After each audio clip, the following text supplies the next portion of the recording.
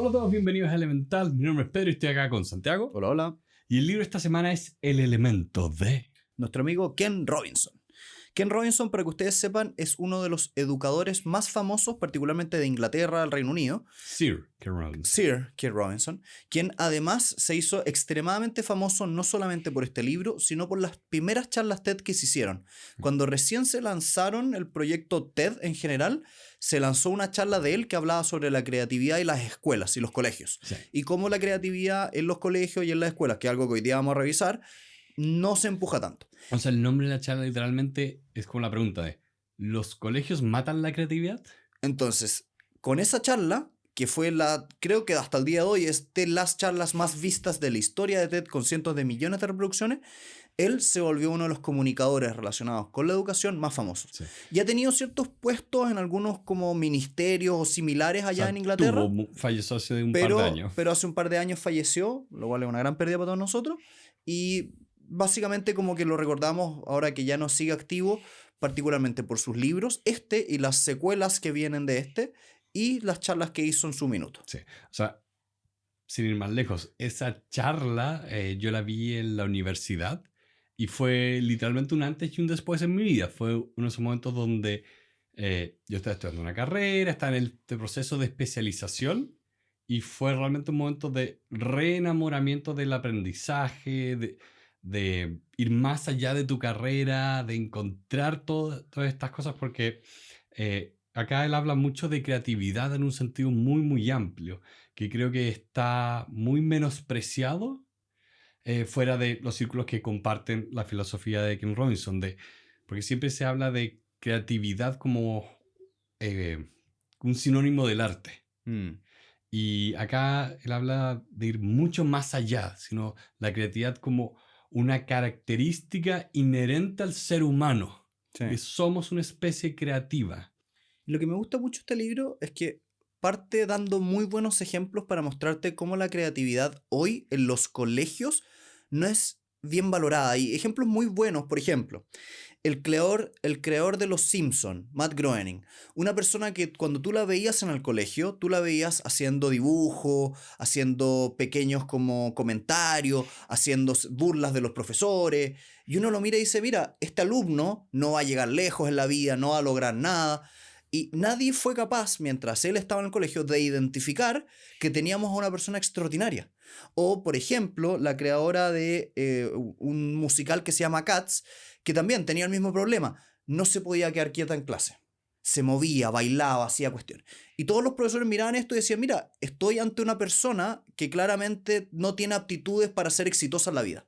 Y pasan los años, estas personas encuentran su elemento, encuentran la forma de expresar su creatividad de manera productiva y terminan siendo grandes referentes en sus mundos. Uno de los creadores de las series de televisión más exitosas de la historia. Otra, una de las creadoras de uno de los musicales más famosos de la historia. Entonces, es súper interesante cómo los colegios muchas veces no son capaces de reconocer estas personas extraordinarias porque no entran en el molde de lo que es considerado un buen alumno. Sí, él lo dice como literalmente. El problema que hay desde la perspectiva como de la educación es que se buscan ciertas habilidades, ciertas cosas que tú tienes que ser bueno para hacerlas. Y si no eres bueno para eso, tienes un problema. Entonces se trata mucho el colegio, y esto me acuerdo lo decía un podcaster, CGP Grey, que decía, el colegio se trata de suplementar tus debilidades y la vida es explotar tus fortalezas. Entonces, por desgracia, la educación, especialmente mientras más la estandarizas, más caes en este problema donde le pides a todos los animales que sean igual al mono. Entonces, ok, elefante, demuéstranos cómo escala el árbol. Nefasto. Sí. Entonces, claro, si mides a un pez en cómo es un mono, claramente el pez es un incompetente, pero las personas somos mucho más diversas y tenemos muchas más fortalezas que están ahí y es cosa de encontrar cómo sacarles el provecho. Y me encanta mucho este libro porque este libro es un libro que me abrió mucho los ojos a ver cómo la educación en nuestro país y muchos de los países que nos rodean tienen grandes deficiencias que uno no las da o uno no se da cuenta que están ahí hasta que las piensa. Por ejemplo, Una limitación muy típica es que la educación en nuestro país está enfocada en ciertas habilidades y en cierta jerarquía de materias. Por ejemplo, es considerado más importante las matemáticas y el lenguaje por sobre las artes o por sobre la música. Y por lo tanto, si tú tienes una persona que destaca en matemáticas, es más importante para el sistema educativo que una persona que destaca en las artes. Cuando en realidad esa jerarquización de habilidades y de materias es una invención moderna Sí, que no hace mucho sentido en, por ejemplo, el mundo de los creativos que hoy en día nos rodean. Entonces, tienes, por ejemplo, el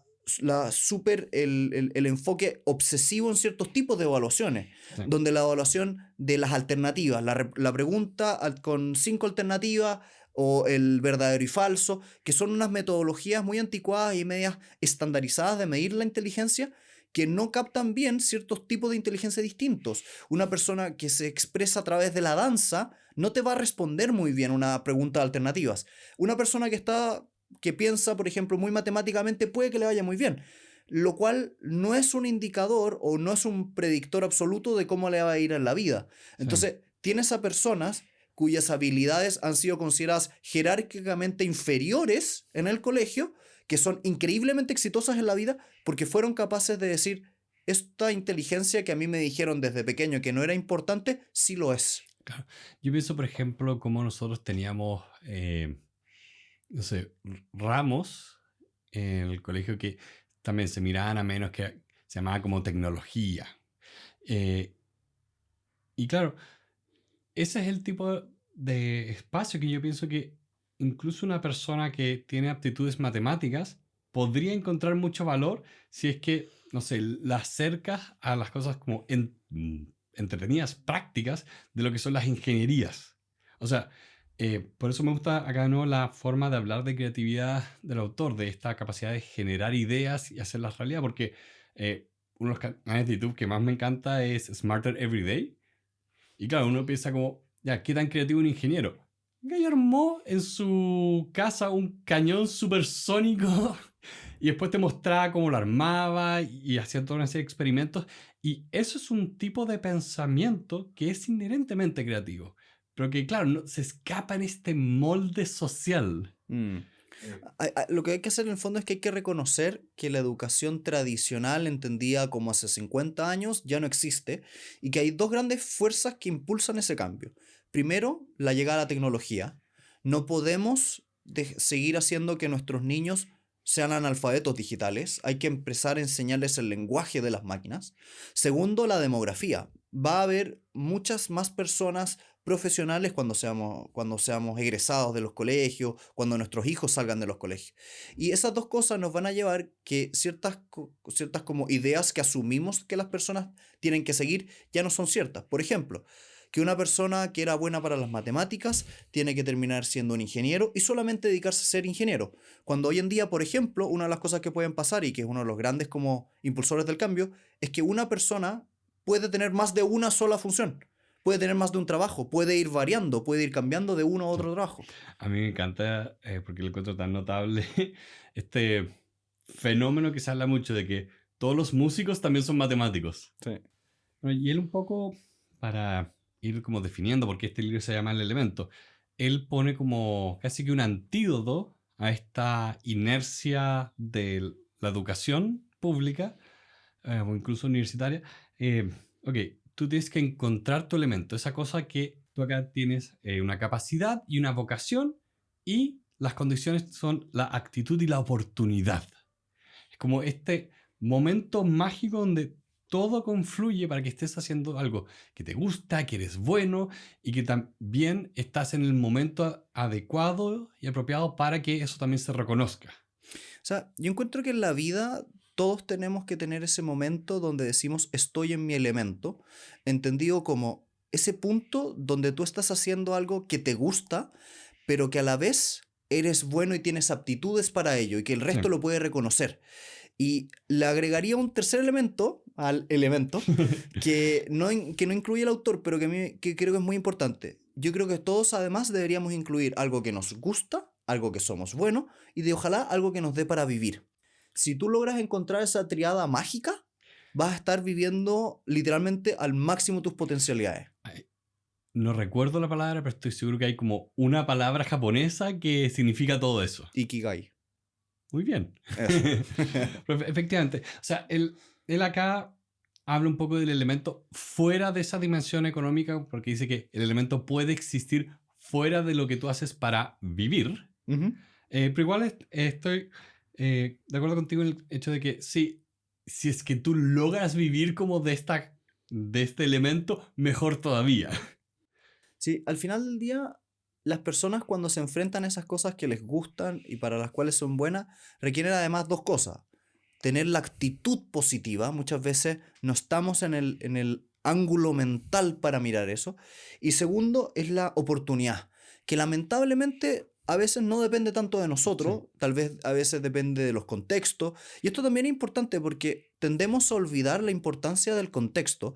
Hay ciertas personas que han sido muy exitosas en la historia, el ejemplo típico, Bill Bill Gates. Gates, que tuvo una cosa única, que él literalmente estaba donde en el mismo instante que él era pequeño, en su colegio en particular, había justo una donación de una persona que era muy adinerada, que le puso los primeros computadores como anticuados en el colegio. Y tuvo la oportunidad de participar en ese proyecto y conocer ese computador. Entonces, si literalmente eso no hubiese pasado y era una de las pocas personas en el planeta que lo podían hacer, él no hubiera tenido esta ventaja injusta. Entonces, él tenía una cosa maravillosa que era vocación, le gustaban los computadores, capacidad, tenía un intelecto sobresaliente, pero además había algo único en el planeta que él tuvo una oportunidad que nadie más tuvo. Sí. Y lo importante acá también de esas oportunidades es que hay que tener, hay que acompañarle esa actitud porque, claro, Bill Gates no fue la única persona de su colegio que tuvo acceso a ese computador, pero fue la persona que aprovechó, como dices, esa ventaja injusta. Cosa de que, claro, tú puedes tener las oportunidades, hay muchas personas que comparten como las mismas circunstancias contigo, pero también tú ahí tienes que tener esa predisposición a buscar las oportunidades, a aprovecharlas, explotarlas, cosa de que efectivamente sean una oportunidad y no sea simplemente un dato estadístico. ¿Sabes qué me pasa, Pedro? Que me da mucha pena, pero yo veo tanta gente que anda por la vida mirando el piso, sin mirar las oportunidades, sin darse cuenta que cuando se le cierra una puerta hay una ventana inmediatamente al lado abierta. Y eso es porque cuando estamos mirando el piso, estamos mirando sin ganas de o sin creernos merecederos de las oportunidades se nos pasan. Y no es que no estén, es que Sí, simplemente uno no las ve. Entonces es muy bueno ese dicho que al final del día el éxito es cuando la predisposición se encuentra con la oportunidad. ya. Y es cierto, si en la vida real, ¿cuántas veces uno dice como, ¿cómo no lo vi? ¿Cómo no se me ocurrió? O a mí muchas veces me ha pasado con el emprendimiento, que es como, se me ocurre una idea, no lo hago, 6 meses después veo a alguien haciéndolo y haciéndose multimillonario haciéndolo. Y yo digo, pero a mí se me había ocurrido. Sí, Yo lo es había que, dicho. sí, es que ocurre eso, que tener la idea, y lo menciona acá, a veces tener la capacidad de imaginar cosas no es suficiente. Mm. Tú tienes que también convertir tu imaginación en realidad, convertir esa idea en algo como concreto, que efectivamente puedas poner en el mundo y la gente pueda apreciarlo. Mm. Otra cosa que me gusta mucho de este libro es que trata que, o habla de cómo la inteligencia tiene múltiples formas. Él habla de pensar de forma diferente. ¿Cuántas veces les ha pasado a ustedes que dicen, pero yo no soy matemático, soy artístico, o mi forma de expresarme no es escrita, es auditiva, o es verbal, o me pasa que me expreso a través del cuerpo? Una de las cosas que a mí más me maravillaba era que yo hace mucho tiempo estaba en ciertas academias de baile y tenía, obviamente nunca fue muy bueno, pero mis No. profesores eran increíbles, porque tenían una habilidad que yo siempre he admirado, que eran personas que eran capaces de expresarse con el movimiento y el ritmo. Y era muy impresionante ver cómo un profesor de danza es capaz de mirarte y con la expresión de sus manos, con la expresión del pecho, las piernas, te transmite un pensamiento, cosa que es muy difícil de hacer. Sí, Es muy difícil de hacer y de demostrar ese tipo de inteligencia.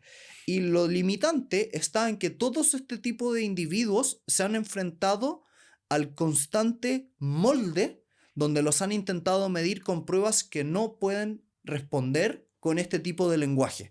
El ejemplo, este profesor de danza, ¿cuán difícil es para esa persona enfrentarse a una prueba de selección universitaria tradicional, con prueba alternativa, y ser capaz de responder con esta inteligencia extraordinaria que tiene? Es imposible, Claro. porque el medio a través del cual lo miden, la forma en que lo están recortando, literalmente no calza para su tipo de inteligencia. Sí, es que es importante recordar eso y de hecho acá él lo cita, esa idea de que hay distintos tipos de inteligencia. Eh, y de hecho es muy interesante verlo como incluso en el mismo mundo de la academia, como las distintas especialidades tienen también distintas formas de pensar y distintas formas de ser inteligentes. Como, o sea, tú no le vas a decir a un tipo que es astrofísico que es un pelmazo porque no entiende física cuántica. Pero son dos áreas de las matemáticas avanzadas completamente distintas. Son especialidades muy, muy separadas. Que, claro, de repente, o sea, nadie ha logrado hasta el día de hoy compatibilizar las teorías de la relatividad de Einstein con toda la teoría de la física cuántica. La teoría de lo gigante con lo diminuto. Y claro, eso te indica que incluso en esas áreas que nosotros pensaríamos que son tradicionales, incluso ahí hay distintas formas de pensar y distintas formas de trabajar y distintas formas de trabajar y ser inteligente. Por eso es muy importante entender esa heterogeneidad de la mente humana. Que no es un tema de decir, es que todos somos distintos porque es bonito. No, no, es verdad. Hay gente que, y creo que esas son las cosas también más bonitas de la vida, la oportunidad de admirar gente que es maestra en un área en la cual tú eres completamente incompetente. Sí, maravilloso. O sea, ir a un museo a ver arte, ir a una obra de teatro, o ir por la calle y mirar un auto. Ahí está lleno de oportunidades para maravillarse de lo que los seres humanos han logrado. Sí, ¿sabes lo que pasa, Pedro? Es que nos han enseñado que la inteligencia se mide como coeficiente intelectual. Nos han enseñado que la persona inteligente es la que tiene buenas notas. Nos han enseñado que la persona inteligente es la que va a obtener el mejor trabajo. Nos han enseñado que las personas ricas tienen que ser inteligentes. Y nos han enseñado que las personas artísticas, creativas, tienen que ser personas que sufren. Tienen que ser personas que bohemia, tienen que ser personas que aplican su tipo de creatividad solamente a las áreas de las artes, cuando en realidad hay una cosa súper impresionante, pero las personas más creativas muchas veces, como decías tú hace unos minutos, son matemáticos. O tienes personas que con su creatividad hacen grandes riquezas y no tiene nada que ver con las notas que tenían en el colegio. Entonces, nos han enseñado a ver el éxito, a ver la inteligencia de una manera súper sesgada. Y Sí. lo importante es abrirlo a decir, esto puede ser distinto. Y también otra cosa que es importante entender es qué es la creatividad y cómo entendemos, cómo vemos la creatividad y quiénes son creativos. Otra cosa que también me cuesta mucho y que lo intento romper. Hay ciertas personas que están en ciertos grupos que les han dicho que ustedes no son creativos. Ejemplos típicos. Los propios ingenieros, los propios abogados, que son personas que teóricamente tienen mucha, o los médicos a veces, que tienen mucha fuerza en la memoria, por ejemplo. Un abogado tiene que tener muy buena memoria, pero no tiene por qué ser muy creativo. O sea, es un estereotipo, por lo menos en Chile, de que los ingenieros son cuadrados. Los ingenieros son cuadrados. Un ingeniero matemático tiene que ser extremadamente cuadrado.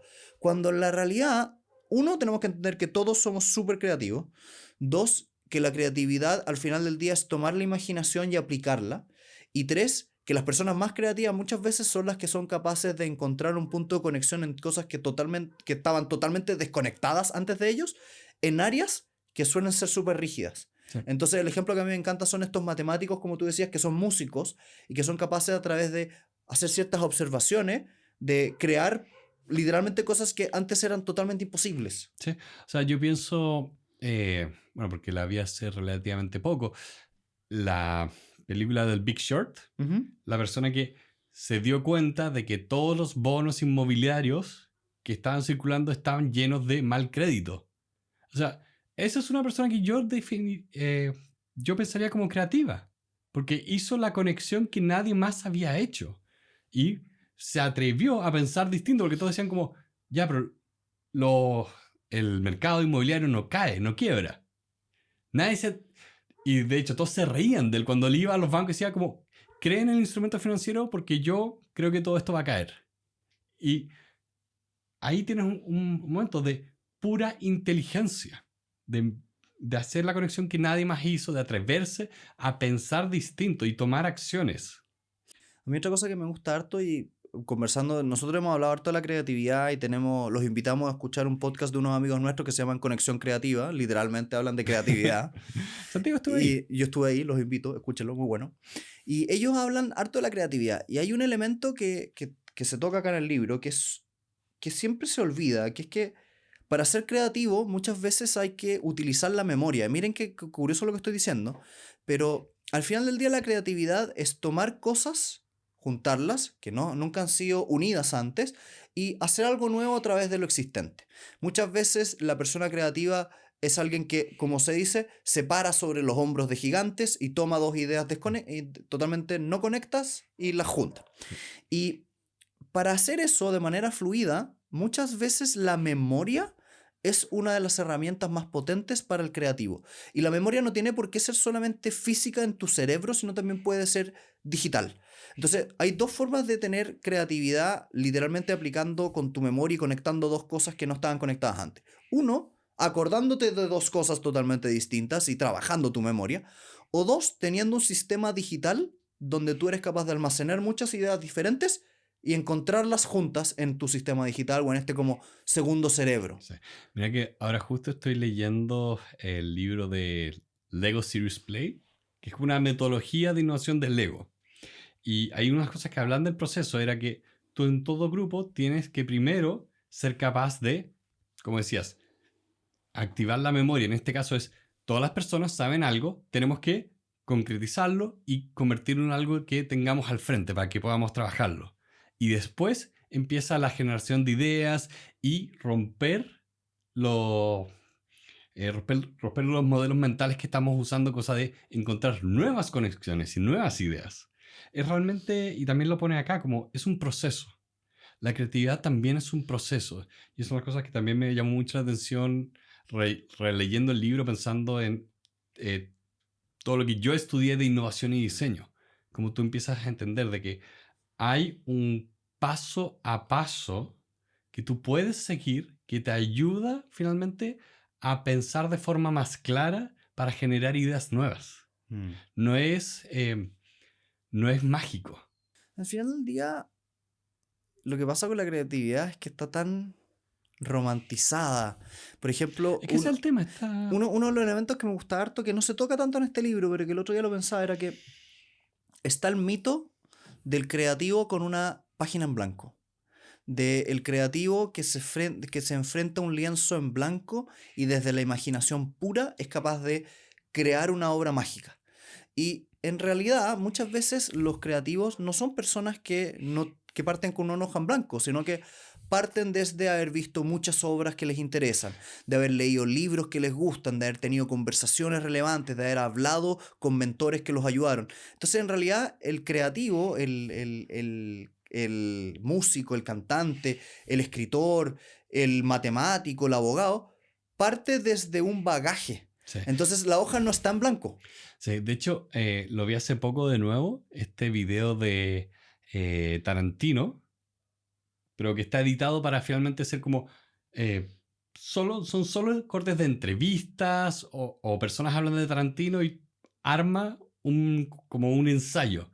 Y unas cosas que ahí me llaman la atención es un poco eso que dices, de que todos decían como, mira, él hizo todas estas películas originales, Pulp Fiction, y cuando mirabas todas estas entrevistas y él mismo hablando de cine, oye, el tipo es una enciclopedia del cine, se sabe a todos los directores, a los actores, a las películas, y claro, no es que sus películas sean solo una serie de referencias, sino que él es capaz de tomar todo este bagaje cultural de cine y lo arma de una forma original. El otro que decían harto que hacía esto era Chuck Jones, que es un animador que fue básicamente el responsable de que Warner Brothers sea lo que hoy día entendemos con respecto a Bugs Bunny y todas esas caricaturas. El tipo dirigió todos los cortometrajes exitosos como por 10 años.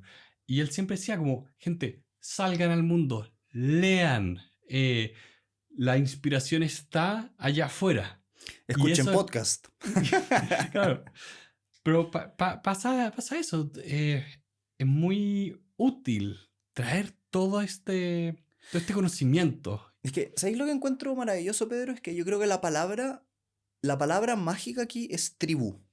Las personas creativas tienen una tribu y esa tribu está construida no solo por sus competidores o las personas que van a hacer sus desafíos, sino también por sus equipos, sus colaboradores, porque una de las cosas más maravillosas es que nosotros nos sentimos y nos encontramos en nuestro verdadero elemento cuando nos rodeamos de personas que vibran con lo mismo que nosotros. Cuando vemos la mejor expresión de Nadal jugando tenis es cuando se enfrenta a Federer. Sí. Entonces, lo mismo pasa en nuestras vidas. En nuestras vidas siempre va a haber una persona que está ahí, que te sirve como una persona que te ratifica, que te empuja y te dice, haz más de lo que estás haciendo. Una persona que te inspira, una persona que tú la miras y dices, yo quiero ser como esa persona.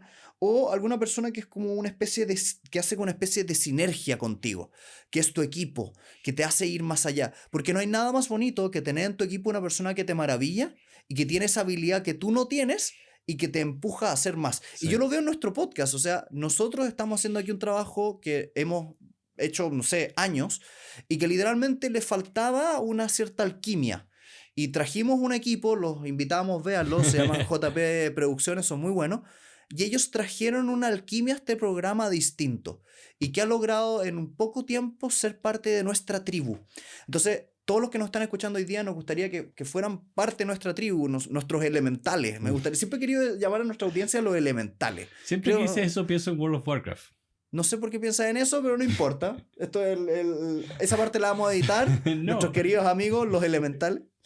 El punto es que si te rodeas de una tribu que te empuja, tú llegas más lejos. Sí. O sea, sin ir más lejos, todo esto partió un poco porque yo tenía ganas de leer más porque quería aprender, pero no lograba motivarme. Tú leías como 3 libros por semana. Cuando no tenía que hacer resúmenes y podcast cada vez. Era más rápido la lectura. Exacto. Entonces ahí un poco encontramos esa forma de motivarnos a seguir aprendiendo, seguir compartiendo ideas y generar finalmente este espacio, porque creo que es importante que si bien cuando hablamos de la creatividad, cuando hablamos del elemento, se entiende como una actitud y algo muy personal, o sea, el elemento es personal, también existe este elemento colaborativo, de que es mejor y llegas más lejos cuando te acompañas con gente que también comparte a veces esta pasión, a veces como el área, pero finalmente te rodeas de gente y con eso también llegas más lejos, porque finalmente te acompañas, te impulsas, te motiva. También me pasa, por ejemplo, el libro en capítulo 7 habla de cómo manufacturar suerte y cómo se hace eso. Manufacturar suerte tiene que ver con rodearte de las personas que hacen lo que tú quieres hacer, porque es mucho más probable que las oportunidades se den en el entorno de las personas que están haciendo esa cosa que quieres hacer. Sí. 2, tienes que tener una actitud abierta a esas oportunidades. Cuando te rodeas con las personas que admiras, con las personas que hacen lo que quieres, y ellas piden ayuda, ¿eres el primero en ofrecer ayuda? ¿Eres el primero en hacer un proyecto voluntario que no tiene paga, pero que eventualmente, tal vez en una de esas, en el futuro lo tenga? Entonces, ese tipo de actitudes hacen que la suerte no sea algo aleatorio, sino que te empiece a rodear. Sí. Y a mí me llama mucho la atención porque lo he probado en mi vida. Yo pensaba que, por ejemplo, traer clientes y ser un abogado exitoso y tener mis propias facturaciones dependía de factores externos, de cuánta trayectoria de abogado tenía. Y la verdad las cosas es que me empecé a dar cuenta que tenía que ver con estar en el lugar adecuado.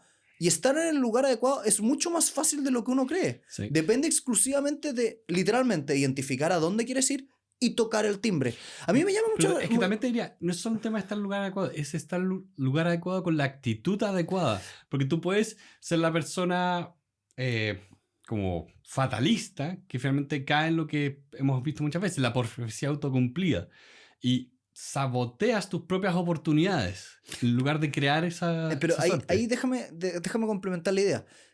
Cuando yo digo estar en el lugar adecuado para ver las oportunidades adecuadas, también incluye tocar el timbre. ¿Y qué quiero decir con Mm. eso? No, es que es increíble lo que uno puede lograr simplemente preguntando. Simplemente diciendo, oiga, me gustaría hacer esto, ofreciendo ayuda aunque nadie lo esté ofreciendo. Ustedes se mueren la cantidad de oportunidades que se me han abierto simplemente por ser esa única persona que se le ocurrió preguntar. Y la gente normalmente la gente cree que va a sentir un fuerte rechazo porque preguntaste, o te van a mirar mal, o que no te van a querer ayudar.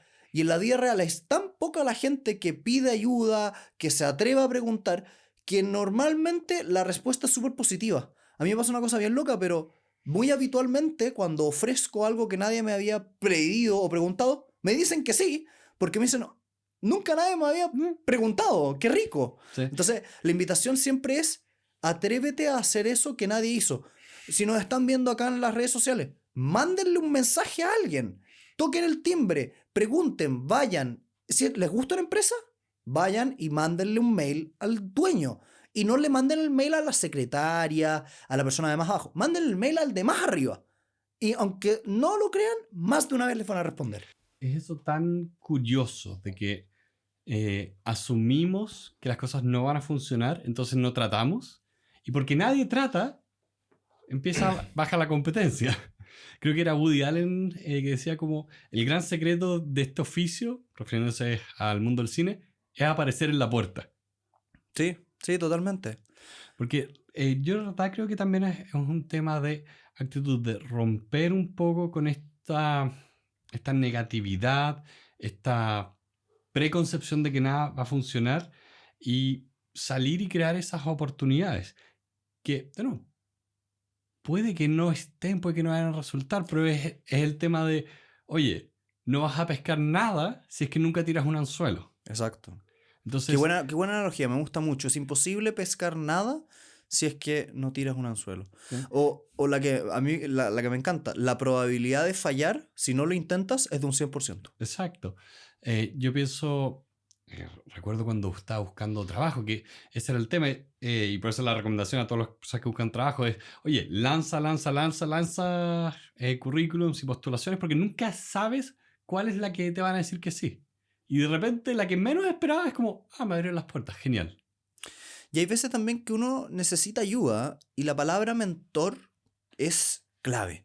Los mentores, aunque uno no lo crea, están en los lugares menos esperados. Pueden ser un amigo, pueden ser un profesor de un colegio, pueden ser un tío, puede ser una persona de la oficina, puede ser una persona de otro país. Lo interesante es que los mentores no son, no son siempre una sola persona, tú Sí, puedes tener más de una, y la función de un mentor también puede ser muy distinta. Por ejemplo, el autor nos cuenta que los mentores pueden tomar distintos roles. Por ejemplo, un mentor puede ser esa persona que reconoce en ti algo que los demás o incluso tú mismo no eres capaz de ver. Entonces, un buen mentor es ese que es capaz de ver el brillo en ese diamante en bruto que nadie está mirando. O hay veces que hay mentores que no están diseñados para reconocer algo que no has visto, sino para estimular esa cosa. Para decirte, mira, por este lado puedes darle más empuje, por este lado puedes hacer llegar más lejos. O deberías profundizar acá. O hay otros, por ejemplo, que son mentores que ni siquiera te reconocen, no te facilitan, sino que lo que hacen es abrirte las puertas. El mentor que tiene las conexiones. Esa persona que alguna vez ya pasó por donde tú estás y te quiere mostrar el camino, te facilita. Te dice, mira, ¿sabe qué?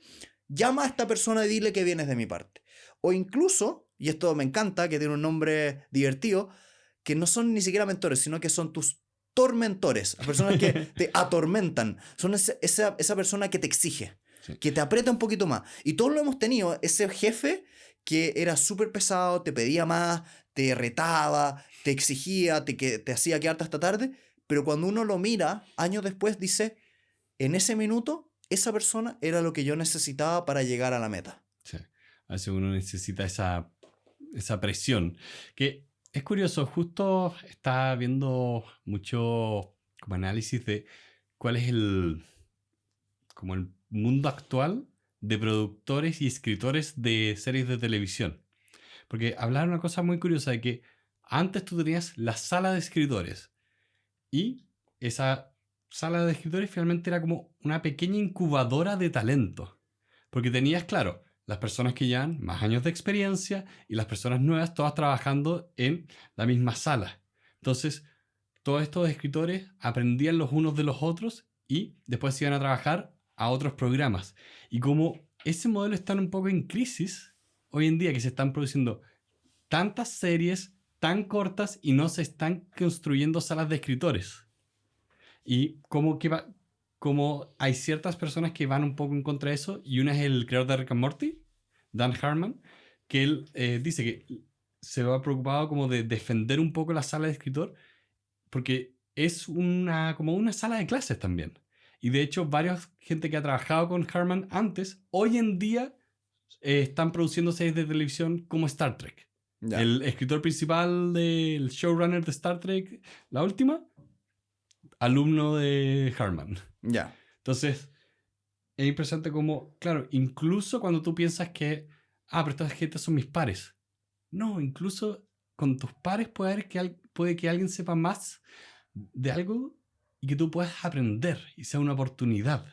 Y como en todas partes tú puedes finalmente encontrar, como decíamos antes, encontrar tu tribu y dentro de esa tribu encontrar un mentor y con eso crear la oportunidad y empiezas a conectar todo y creas finalmente lo que para ti es tu elemento. A mí me gustaría tal vez ir cerrando hoy día con una última idea que es muy buena, que está tratada en el capítulo 9, que tiene que ver con cuándo tienes que encontrar tu elemento. ¿Es demasiado tarde?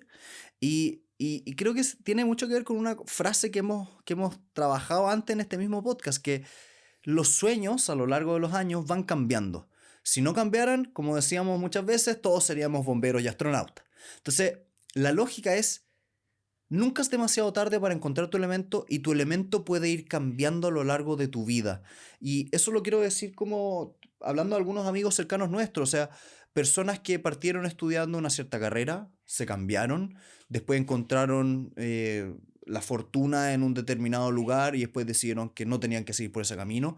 ¿Cuántas personas han encontrado su elemento cuando estaban en quinto año de una carrera y se decidieron cambiar a otra carrera? Sí. Entonces, se puede encontrar elemento a toda edad. Sí. Hay personas que son excelentes cuando son muy viejas. Sí.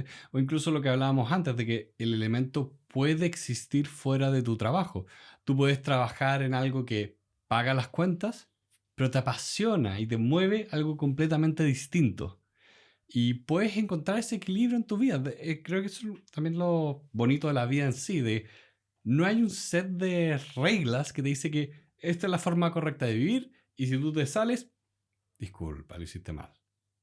Tú puedes realmente diseñar y fabricar esa vida que a ti finalmente te haga feliz, te llene y que también pague las cuentas. No hay como cada persona tiene su elemento también, cada persona tiene su forma de vivir la vida. A mí me encantaría un poco cerrar hoy día haciendo la invitación a pensar qué cosas o en qué áreas tú eres una persona que tienes mucho interés, es algo que te gusta mucho, en qué áreas tú tienes buenas habilidades o te destacas y en qué punto se encuentran esas dos cosas, es decir, cosas en las cuales eres bueno y a la vez te gustan mucho, y cómo podrías tener más de eso en tu vida. Si eres capaz de ponerle más de esas cosas que te hacen vibrar y estar en tu elemento, tu vida mejora exponencialmente. Entonces, con eso quiero ir un poco dando las gracias a todos por haber venido al día de hoy a escucharnos. Este es un libro que a nosotros nos ha gustado mucho, lo hemos cubierto en un par de ocasiones anteriores en este mismo podcast. Es que es muy bueno. Es muy buen libro. Es de esos pocos libros que yo he regalado muchas veces. Eso es un muy buen medidor de un libro bueno, un libro que uno regala. Entonces, si es que ustedes tienen un libro que leer o les gustaría ver estas próximas, ahora que viene la Navidad probablemente, cerca de ahora que vamos a estar publicando esto, los invitamos a leer este libro, es muy entretenido. y a ver nuestra página web. La vamos a dejar en las notas, elementalpodcast.cl, y ahí van a poder encontrar resúmenes del libro, videos, Spotify y otros más. Así que les damos muchas gracias por haber venido el día de hoy y les mandamos un muy caluroso saludo. Muy bien.